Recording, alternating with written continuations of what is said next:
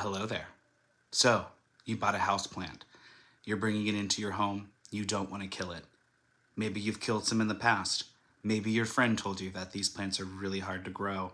Either way, you're scared, you're confused. There's too many options and you don't know what to do. You've come to the right place because this is horticulture. And today, we're going to talk about raising houseplants. All right, so you've gone to the store. It could be your local grocery store. It could be Walmart. It could be Target. It could be Home Depot. It could be a local nursery. It could be any number of places where plants are now sold. I even found some plants in the pet store the other day that I didn't have, so that was cool. I brought them home because got to do that. But there are some things you should be aware of. And chances are, if you are somebody who has killed a house plant before, and so raising plants is something that's kind of scary for you when it comes to indoor plants, it's totally okay. You aren't alone. I've killed so many plants. If they were people, I would be bad. It would be bad. But they are people. They're just not human people. And luckily we can replace them. We can grow them. And you know, the process of killing a couple of plants, I've learned how to save plants too. So today we're going to talk about all of the nitty gritty stuff when it comes to just raising plants indoors. And I hear a lot of green witches who are great with herbs. They're great with their gardens. They're great when it comes to going out into, you know, the wilderness, but bringing this energy into their home, anchoring it, and raising houseplants isn't easy for them to do necessarily. So, all right, so let's break into why that might be the case.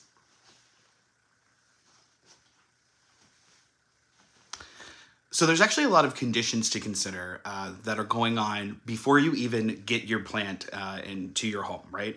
So one of the very big things that I think everyone has to remember are that they're coming from nurseries, and these nurseries have raised them and put them in soil and have watering conditions and all of these things that are set up perfectly for that specific nursery.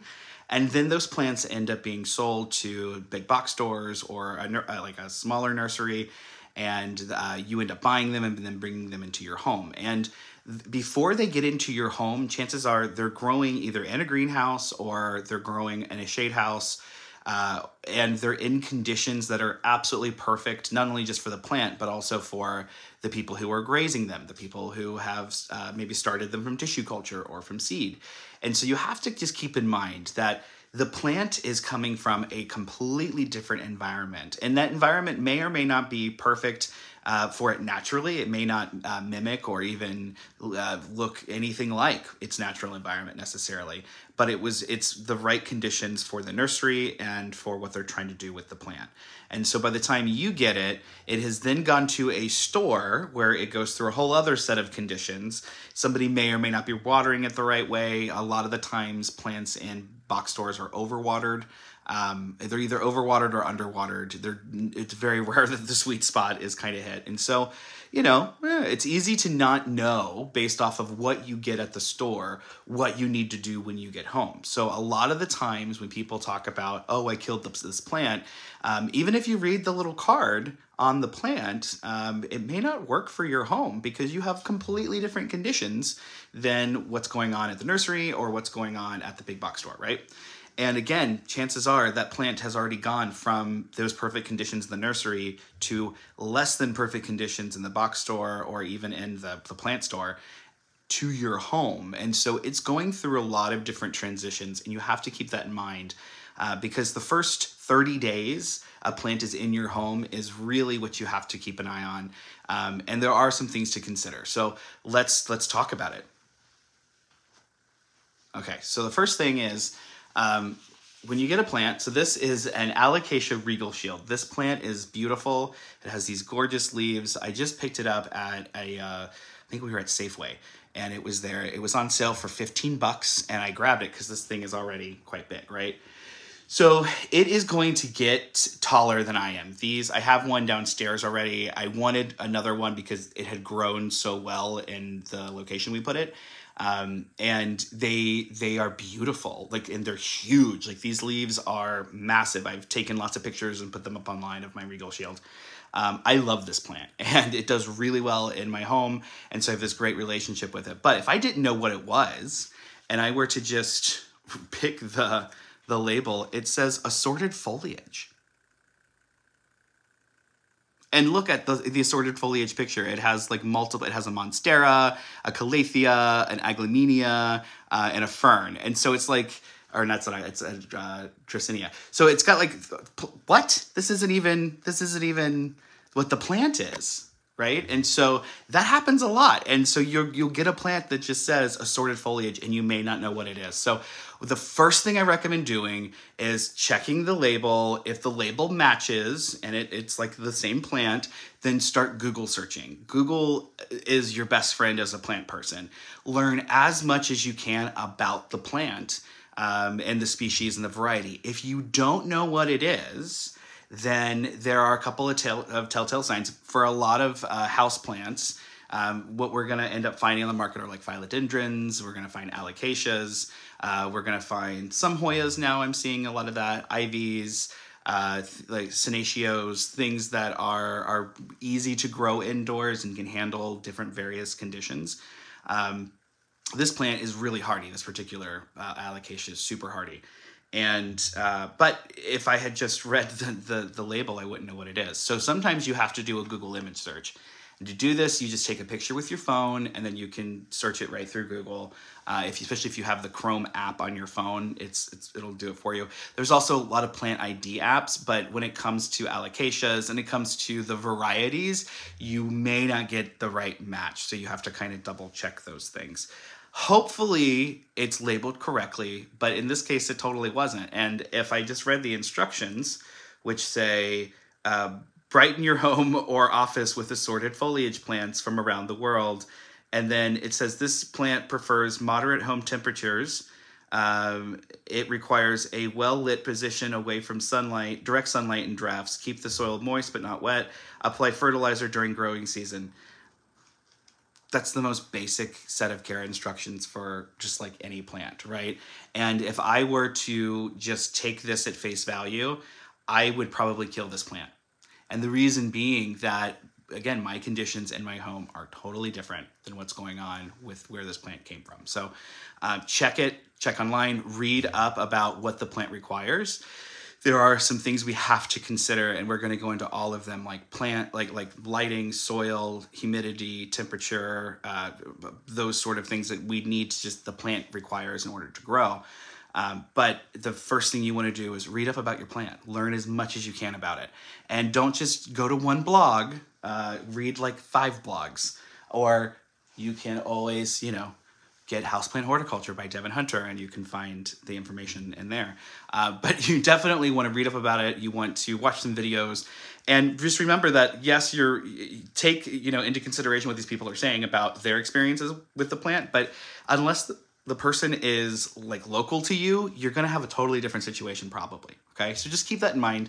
And we really see the regional variances and stuff, I think, with houseplants, and a little bit more than we do in other types. And it's a little harder to see, but we see it all the time, meaning that plants are going to have different responses in arid locations than they are going to grow. They're going to grow in response to the humidity, right? Not being there, the lack of humidity, rather, in places like California, New Mexico, Arizona. We all have to raise our plants with a very specific set of rules. Whereas people who are on the East Coast, or maybe in the Midwest here in the US, who have humidity in the South, right? Like people in Florida have it great when it comes to humidity for their plants, because they tend to grow really big plants as a result.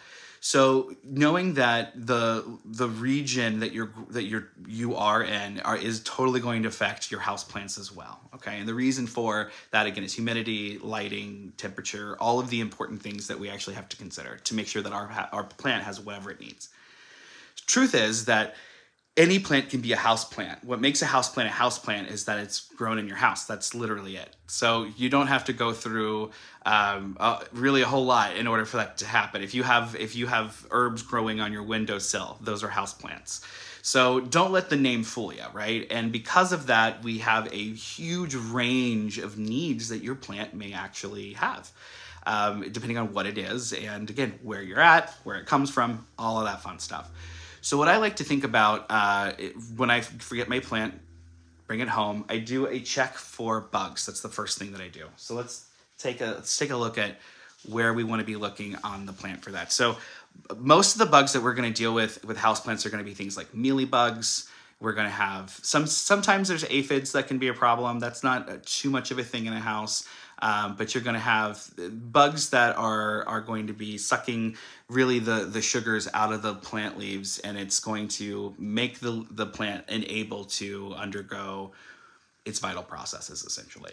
So things like mealybugs will really hang out right about, and spider mites, things like that. They're going to hang out right here on usually the bottom of the leaf, and they'll congregate on the top of the leaf, but the real problem is going to be on the bottom of the leaf because it's where they're safest.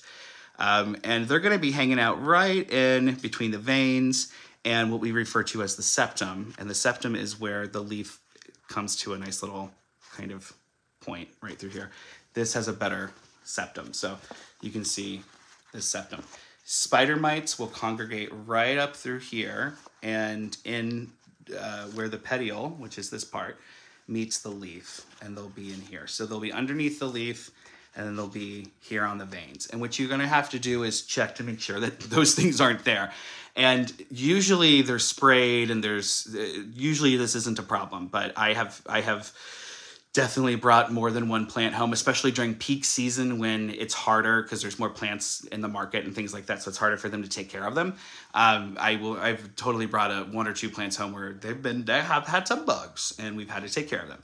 So check your leaves. You also want to check your stems. And what's like mealybugs, spider mites, they all go into the soil in order to lay their eggs. Or, well, most of them do. But mealybugs definitely do. And so you are going to end up with mealybug mamas and babies and things all up in here. And then they travel up the leaf in order to continue their life cycle. So you're going to want to check the leaves. You're going to want to check in the folds of the leaves. And so on a petiole, you'll see like this little open spot here where the leaf kind of blades, or the petiole blades out where it's connected to the base of the rhizome. So what you're going to want to do is check in through here, make sure there's no bugs. They're going to congregate in those folds. Any of those little leaf folds, bugs love to get up in there. The idea is if it's going to block moving air, those spaces tend to have, or have a lack of moving air around the plant, those spaces tend to have bugs. If it's a place that's going to be typically dry, so that's why they like leaves, because leaves tend to stay dry. A lot of leaves are hydrophobic, so water falls right off the leaf. And that's intentional. That way the water goes to the root. But because of that, these surfaces make just ideal locations for the bugs that you end up getting. So check them for bugs, and what you want to do if you find that you do have bugs, and really, in general, it's a good idea to do, is give it a rinse in the shower. So go to the shower, rinse it off, or, with not hot water, not cold water, something kind of in the middle. And you want to just give it a good rinse with your fingers, get anything off the leaf that you may need to get off the leaf. If it's a bug, make sure you remove the bug. And what I would recommend doing is you're eventually going to want to replace the soil, because the soil is what's probably the cause. That may not be the right thing to do immediately, and we'll talk about why. So you go through, you hose it down, and then you want to spray it down. And there's a product called Captain Jack's. It is safe to use indoors. It's safe if your cat munches on a leaf or something. It's not going to hurt the cat. And it's safe for kids, things like that. So, and that is what everybody really likes to use. It's based off of, there's a little bit of chemical stuff in it, but it's really a soap that is made out of essential oils and other things. And so it's the best option really to go with. And you spray this buddy down, and you get those leaves, you get underneath the leaves, you get the petiole, you take time and really do it. But you want to go through, make sure there's no bugs, remove the bugs if there are bugs. And then you want to keep an eye on it. So what I wouldn't do is, if this had bugs, and even if I cleaned it and removed those bugs, I wouldn't immediately put this with the rest of my plants. I would kind of keep it off to the side so that there was no direct leaf-to-leaf contact. That's very, very important, because that's how bugs spread. Some bugs can fly. That's not super duper much of a problem so much, although it happens. You'd be surprised how quickly this stuff can spread. So you want to kind of isolate it a little bit so that you can reduce the risk of it spreading its buggy friends to your other plants. And then you keep an eye on it. And that's pretty much it. And you let it do its thing. Water it regularly, you know. The first month, you don't want to change up its routine too much because it has to adjust to your environment in your home. What I mean by this is, again, it just went from these perfect conditions, and even in the plant stores or the big box stores, there's lights and there's, you know, it's getting what it needs, and they're probably pretty happy. And so bringing it into your home, it's going to go through a period of adjustment, and it's going to chase the light and figure out where it needs, once, you know, it's getting its light source from. It's going to look for basically a new routine, and it's watering. Like, all of this stuff becomes a new way of life for the plant, and it has to adjust to it. So give it time to adjust. Houseplants in general don't like direct sunlight. There are a couple plants that we'll talk about that can totally handle it. Most can't, and so lighting becomes the next thing to consider, okay? So let's talk about lighting. Often when it comes to houseplants, you're going to be told that they like bright indirect sunlight, or bright indirect light. What does that mean? Because that's actually kind of complicated, right? And depending on where you live, the sunlight can come in different ways, and it can be diffused. And so, like, there's no really consistency with that. And so the rule essentially is that if you were to, if you had a beam of light coming through, let's say a set of windows, anything that was going to, any plant that would touch the sunlight itself, or the sunlight would touch the plant directly, that is called direct sunlight, okay? If you were to go just a few feet outside of that, you get bright indirect sunlight, and then anything else that's kind of illuminating around that is just indirect sunlight. And so that can change depending on how bright the original light is and all of those other things. So you really have to kind of play with it. The big thing is, and move your plant around to make sure it has what it's need, and, you know, all of that fun stuff. The big thing is that you don't want to put it directly in a sunbeam. Avoid that at all costs. It's okay for the most part, depending on your plant. You have to play with it. If you just get like maybe an hour in the sunlight or something like that, that's fine. But you don't want any prolonged period of time with direct sunlight. That will absolutely hurt your plant, and it'll actually burn your plant. And then that'll be bad. You don't want that. Some plants can handle it, some plants can't. Things like Hoyas tend to like a little bit more direct sunlight. They can handle those things. But alocasias, absolutely not. Anthuriums, absolutely not. So keeping that kind of stuff in mind, you want to position your plant and be able to move it around a little bit, and try it out. So leave it there for a week. See if it's moving its leaves around, and if it's breathing well and things like that. And if it is, then it's probably happy, right? If you put it in a spot and everything directs to one location, and any new growth that's coming out happens to be really long and lanky, then it's struggling for light. And so keep an eye on stuff like that and adjust accordingly.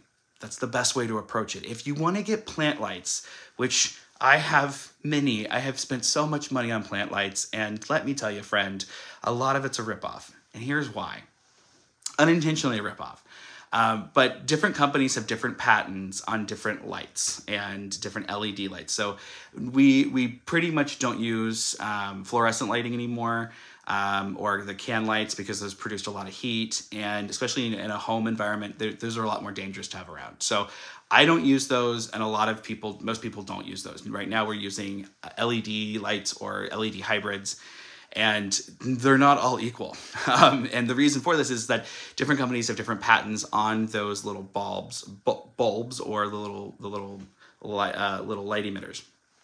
And because of that, each company processes electricity differently. So 8 volts for one company could do something radically different from 8 volts with company B. And so when you read, oh, it's a 12 volt or whatever, it doesn't really tell you anything. And so the trick to it is, actually, this is kind of like retro engineering a little bit, a greenhouse hack, which is that you want to look for lights that are considered to be T5 grow lights. And T5 is a very complicated thing to explain, but essentially it has to do with how much light emits from the bulb if it was one of those fluorescent incandescent lights. And so since we're not using that, they have T5 equivalents, and that's what you want to look for, is a T5 equivalent. And so if you can find a T5 or even a T8, it depends on what you need. Look around. And T8 doesn't necessarily mean more powerful. It's about how the light disperses. But you want to look for one of those two, and you want to look for an equivalent lighting system that'll do that. So you can find lamps that'll have that, just individual bulbs, or you can find the long light bulbs, the LED strains, which I have a bunch of those around the house. Those are really useful. Same thing for the little small bars lamps that you can see kind of right over here. This one right here is a small bar. And yeah, so that's what you look for, is you want to look for T5 through T8, depending on, but really T5 is the sweet spot.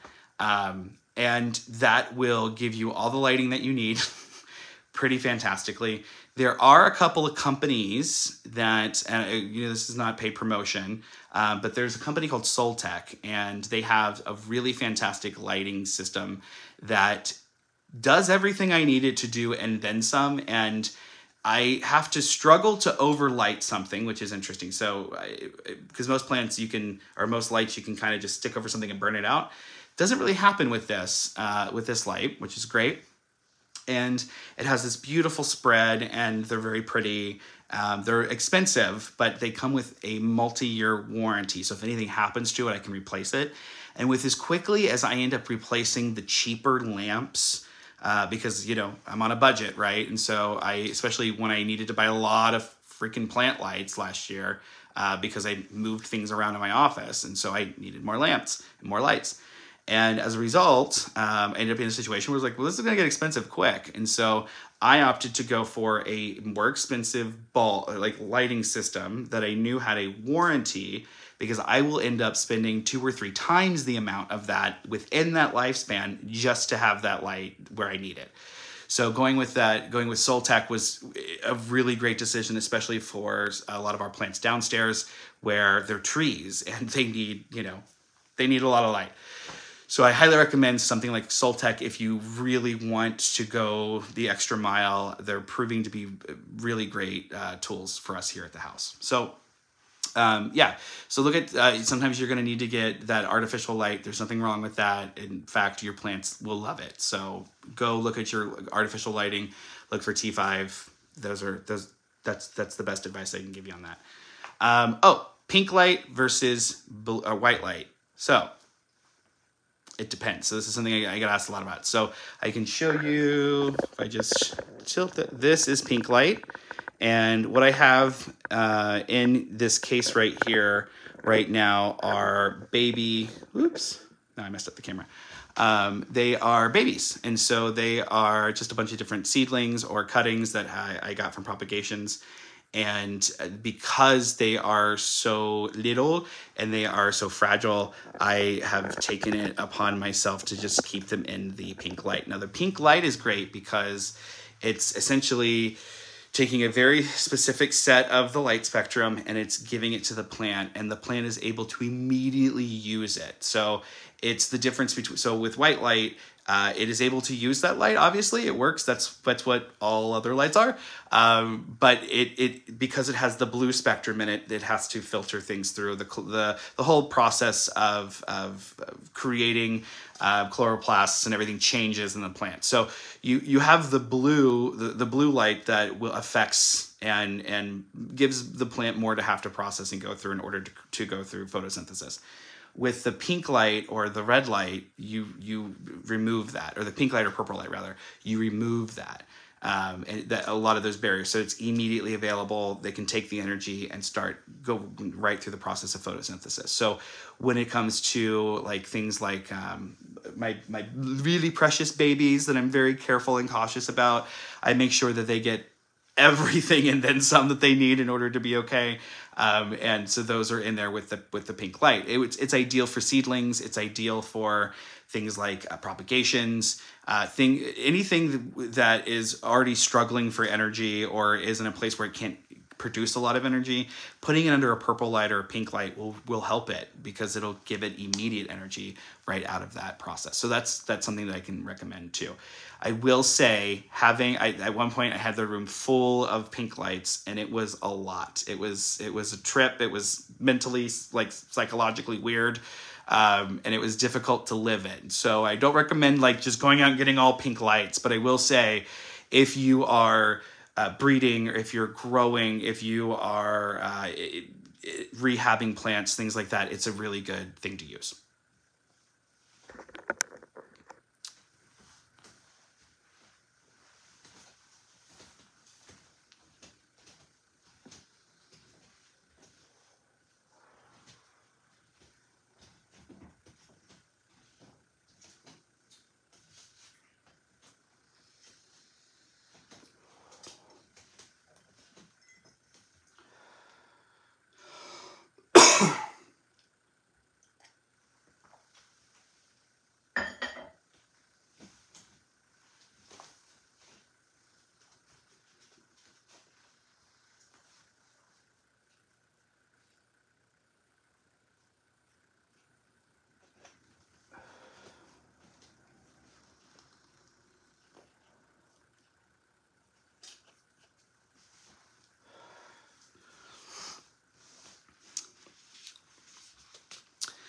The next thing that we need to talk about is soil, or the substrate that your plant is in. And when you get a plant, it is probably, and it's been a mix that is not at all advantageous to your home. And so, especially in my case, this happens with every single plant.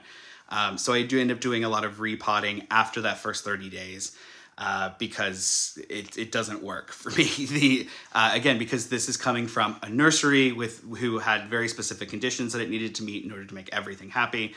I have different conditions, so these soils and these substrates usually don't work for me.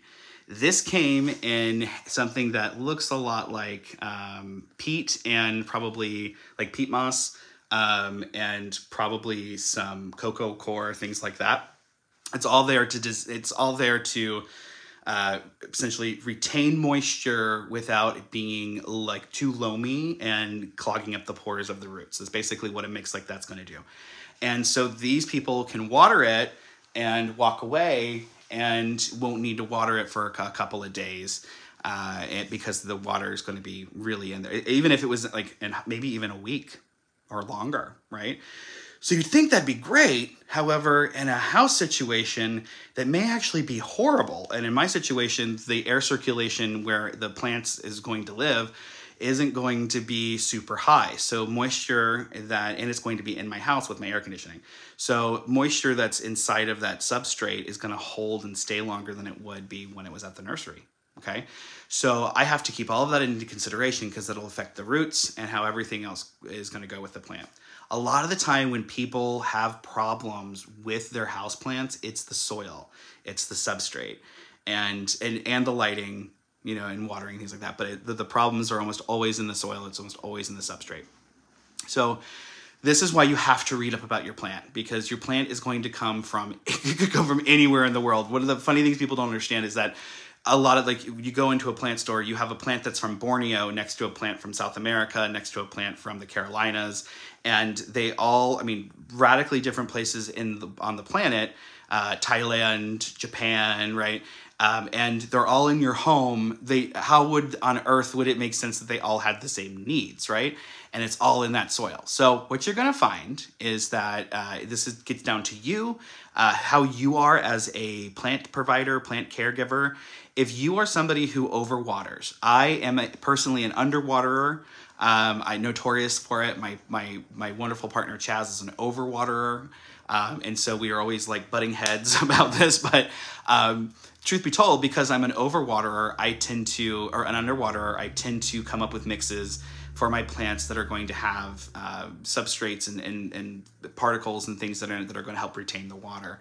Whereas if I was an overwaterer, I would want more airy and rocky kind of substrates that aren't going to retain moisture as much as something that would otherwise. The easiest thing to do, which I hate to admit it, and it's because it is bad, and for a lot of reasons, is to go out and get the Moisture Control Miracle Grow Mix. Hate to say it, but it's true. It works like a charm. There's something about it. It finds that sweet spot. It helps you find that sweet spot in your home with your plant.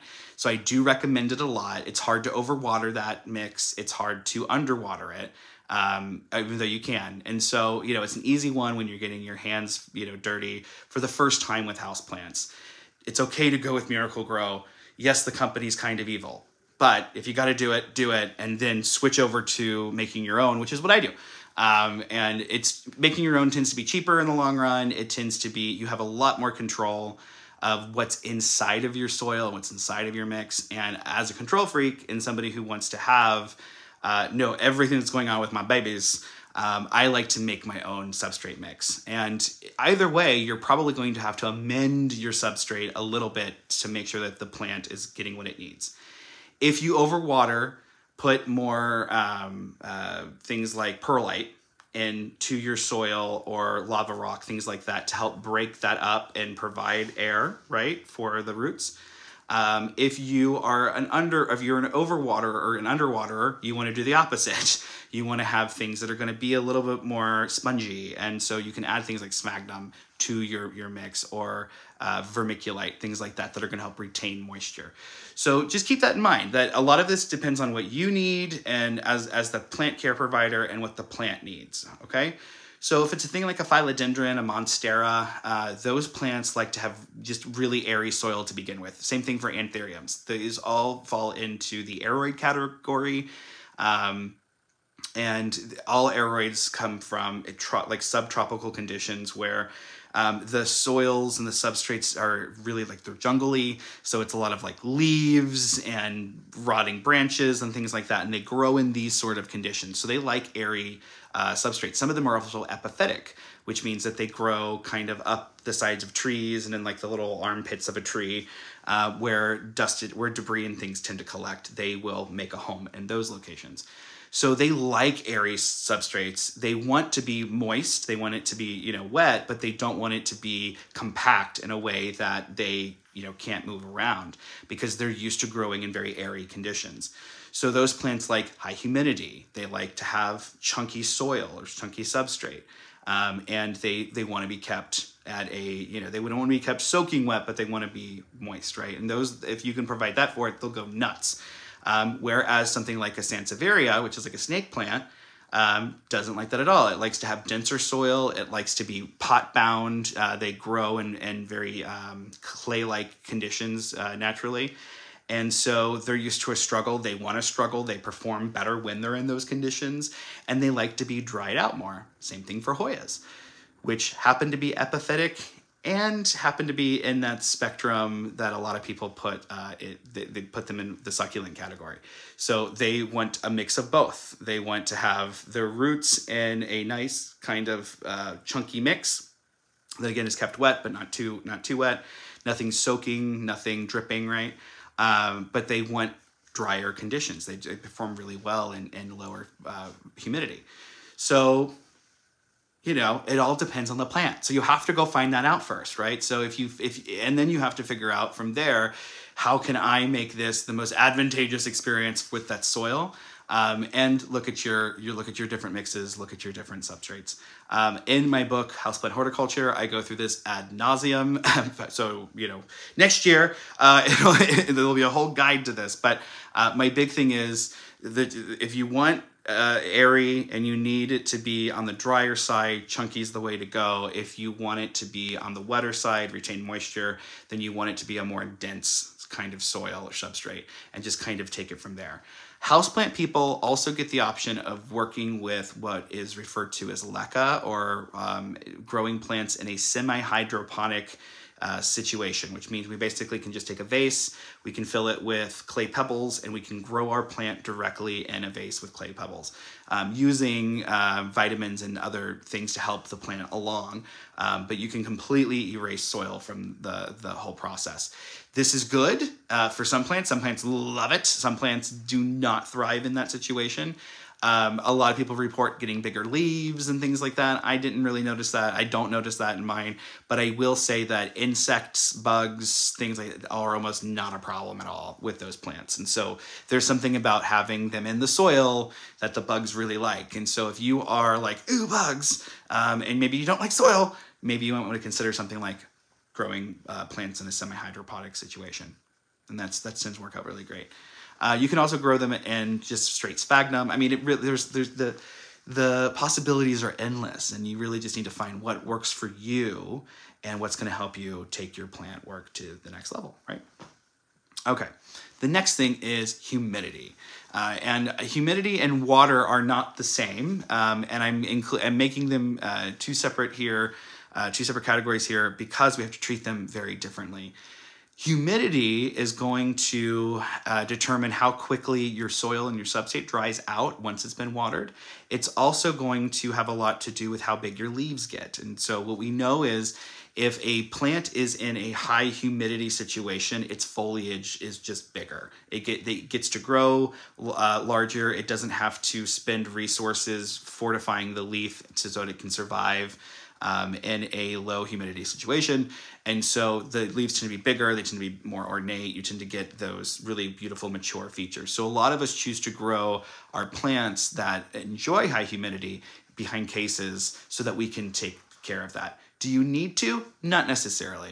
And you can also use humidifiers. Humidifiers are the best way to keep your humidity up. Pebble trays do an okay job, but they don't do the whole job. And so if you're raising a plant that you know is supposed to have like really big leaves, chances are it's a humidity thing. And it could be a nutrient thing in your soil. You might need to amend your soil or fertilize, but chances are the humidity is playing a role. To the point where I have an anthurium that I raised in a case, and I took it out of the case, and the following leaf was half the size. And it was the only thing that changed was that it wasn't inside the case anymore with that humidity, that high humidity that was, always at 70%. Most houses are in between 25 and 40%. That's the average humidity range for homes, and that's not great for plants usually. And so you do want to mist. You do want to go through and make sure that you're doing things to help support a higher humidity environment in general. And humidity will also help keep pests down. So bugs don't like to be in wet places. Houseplants, the bugs that tend to be on houseplants don't like to be in wet places or damp places. So higher humidity, things like that, just make it uncomfortable for them. And then they usually, if they don't extinguish themselves, they bugger off, so to speak. Aside from that, I really do recommend the humidifier situation. The more plants you have in a space, the less humidity stuff you're gonna need, the less added, humidifiers and things like that, because there is humidity and there is moisture in the soil that is gonna be released. And so that is totally a process that's happening. However, in general, it is really good to try to have about a 40 to 50% humidity if you're raising houseplants. That's a pretty good situation that should be comfortable for you as a human being, but also comfortable for your plants as well. So if you can do that, that's great. If you can't, that's okay too. Your plant will still survive. Your plant can still thrive. It just isn't going to be popping off really big leaves. Okay. Some plants, like I have a Monstera obliqua down in this case. If I took it out of the case, it would just kind of wither away because it requires a high humidity. This is not a normal houseplant. This is a rare climbing Monstera from South America. But if I were to take it out, it would croak. And so it requires that high level of humidity. Some begonia species are the same way. And if you get into raising plants in terrarium environments, which is a really cool hobby to have, I'm getting into it more and more every year. It's super fun. You can create environments that are almost identical to what's going on in a rainforest in Borneo. And so you can raise really rare plants that way. I have a couple of begonias that I do that with. Really cool stuff that you can do in terrariums because of the high humidity and because of being able to control those conditions. So there's that. All right, water. So watering is a big deal. Again, I'm a serial underwaterer. I'm getting better. I'm learning to amend my substrates better. I'm getting, working through it because it is a lifelong, process. And what I, would read about as far as like taking care of some of the plants that are thriving in my house, how I take care of them is almost completely different from what the advice I was given or what I read online. So learning through trial and error is really important, but also understanding that when it comes to watering, it's especially in the beginning, it's a whole process. So it's okay if you do it wrong at first, just adjust and take care of things as it needs. If you find that you are underwatering, aside from mending the soil, what I'm going to recommend for underwaterers is that you might want to consider having your plants sitting in a tiny shallow dish of water in between your watering. And not all, this won't be good for all plants, but a lot of plants, especially if you have a looser substrate, can benefit from that greatly. A lot of plants don't like to sit in water. We refer to it as having wet legs or wet feet. And you may not necessarily want to stick the whole thing in there, but having a little shallow dish to help you in between can be really great as well. There are self-watering pots that can do amazing things, and that is all based on a reservoir that's inside the pot, and the plant is able to soak water up through the reservoir. And then you can just watch a little dial on the side to know when it's time to come and water again. So there's ways of making it like super easy. You can also get electronic these little thermometer looking things. They're meters. They're hydration meters that you stick in your pots, and they'll tell you if it's time to water, if it's not time to water. I think this is a waste of money personally. Stick your finger in it, and if it's wet or if it's dry, or just it's worked for our ancestors, and it worked for my grandma. It works for me just fine too. Stick your finger in the pot, wiggle it around, see how things are. In general, houseplants like to dry out in between watering. And so it's very rare that you're going to find a houseplant that wants to just be constantly wet. Calatheas like to be constantly moist. That's a very important thing for calatheas. But something like, philodendrons, monsteras, they like to dry out in between waterings because that process of drying out and getting wet again triggers different hormonal things inside the plant. And so it helps to tell the plant, oh, it's time to put off a new leaf, or, oh, it's time to reach deeper with our roots and grow, bigger roots. So allowing it to go through that process as it would naturally is really, really important to getting big leaves, to getting it to maturity. Which is where we see some of the coolest stuff with our houseplants, is when they actually get to a mature size.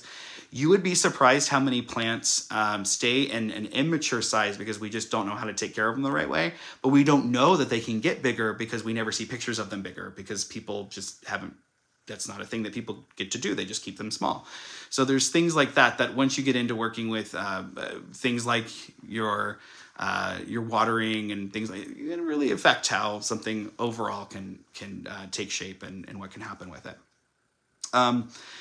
When it comes to watering, my big advice here is to know that if you don't live in an area where there's well water, or like a natural fresh water, chances are you are going to have chemicals and treatments inside of your water that are going to affect the roots of the plant.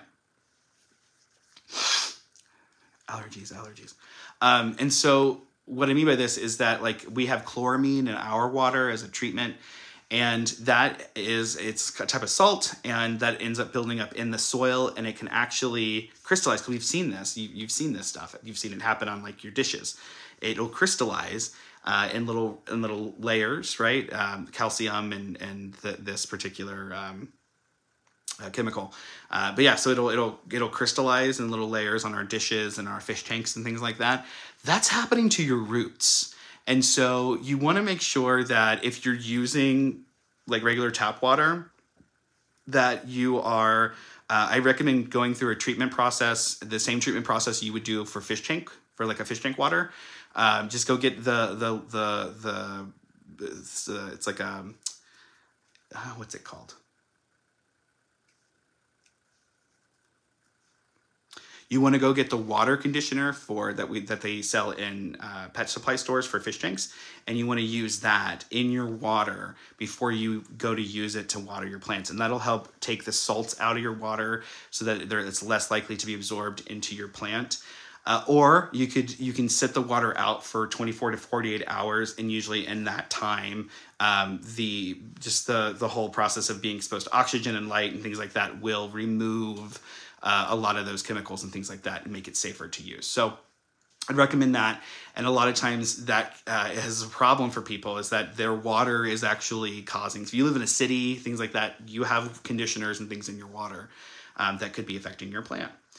So, okay, so those are the big things. Every once in a while, I would, aside from that, I'd recommend flushing out your pots because you've been dumping water and all kinds of fun stuff in it, and stuff collects, like the salts and the calcium and things like that. So maybe once or twice a year, you want to take your pot into the shower or over the sink, fill it up a couple of times, let it drain out completely, and you give it a flush. And that allows for any buildup to go running out the pot, and it'll put your plant in a much happier space.